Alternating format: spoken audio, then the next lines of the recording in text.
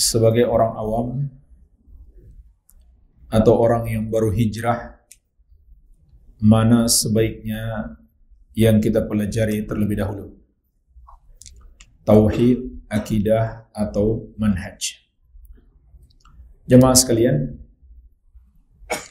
tauhid itu adalah bagian terpenting dari akidah dan manhaj Ahlus Sunnah wal Jamaah. Jadi ini tidak terpisahkan. Istilah tauhid, akidah dan manhaj itu tidak terpisahkan. Tauhid adalah bagian terpenting dalam akidah dan manhaj Ahlus Sunnah wal Jamaah, yaitu mengenal Allah dalam rububiyahnya, uluhiyahnya, dan al-asma wa sifat, dan mempelajari tentang kesyirikan serta hal-hal yang bisa mendekatkan atau menjerumuskan dalam kesyirikan. Itulah ilmu yang paling wajib kita pelajari, yang disebut dengan ilmu tauhid. Karena tauhid adalah pondasi amalan. Kalau tauhid rusak karena kesyirikan dan kekufuran, maka amalan apapun tidak ada gunanya, semuanya terhapus. Makanya tauhid didahulukan. Dan juga karena para nabi dan rasul alaihi wassalatu wassalam lebih mendahulukan tauhid dibandingkan yang lain.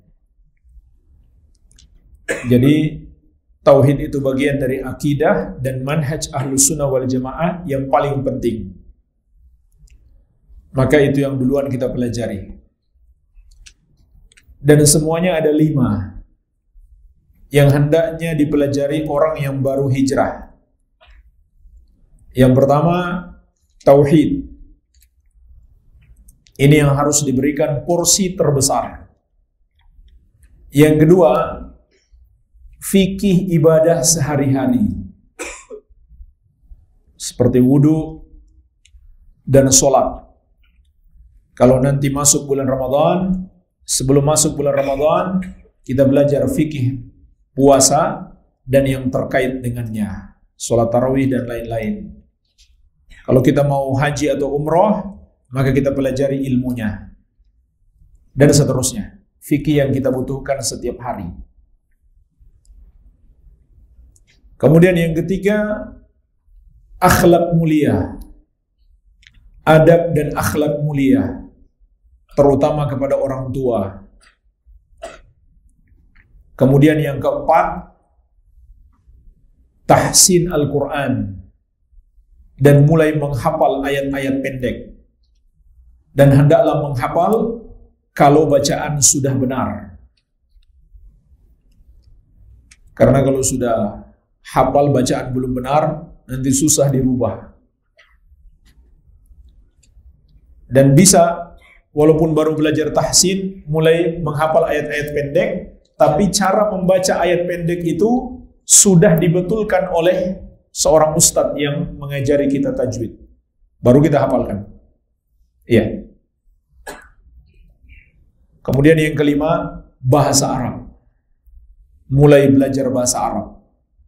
Ini paling tidak 5 yang harus dipelajari oleh orang yang baru hijrah. Kemudian kalau selesai 5 ini, maka mulai meningkat ke tingkatan yang lebih tinggi lagi. Iya. Adapun kitab-kitabnya, tauhid, pelajarilah kitab tauhid atau Thalathatul Usul. Ini untuk tingkatan pertama. Kemudian dalam fikih, kalau kita mau belajar fikih mazhab yang paling mudah juga bagus. Tapi ada yang lebih praktis, seperti sifat wudhu Nabi SAW atau sifat sholat Nabi SAW untuk praktisnya. Atau al-fiqhul muyassar. Ini membantu untuk para pemula. Nanti selesai itu baru kita meningkat pada fikih yang lebih luas. Kemudian terkait adab atau akhlak, salah satu buku bagus untuk dipelajari adalah kitab Al-Adabul Mufrad yang disusun oleh Al-Imam Al-Bukhari.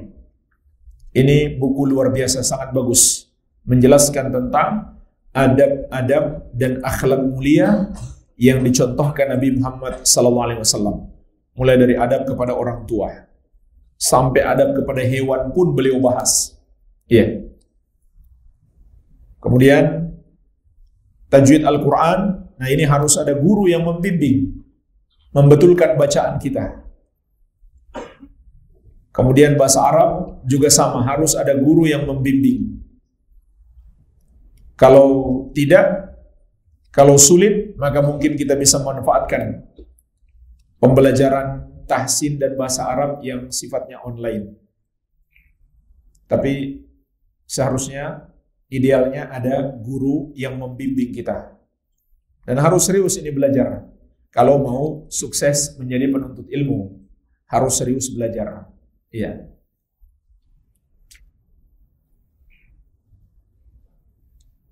Lebih mudahnya bagaimana? Supaya bisa belajar semua itu. Masuk pondok pesantren. Ya.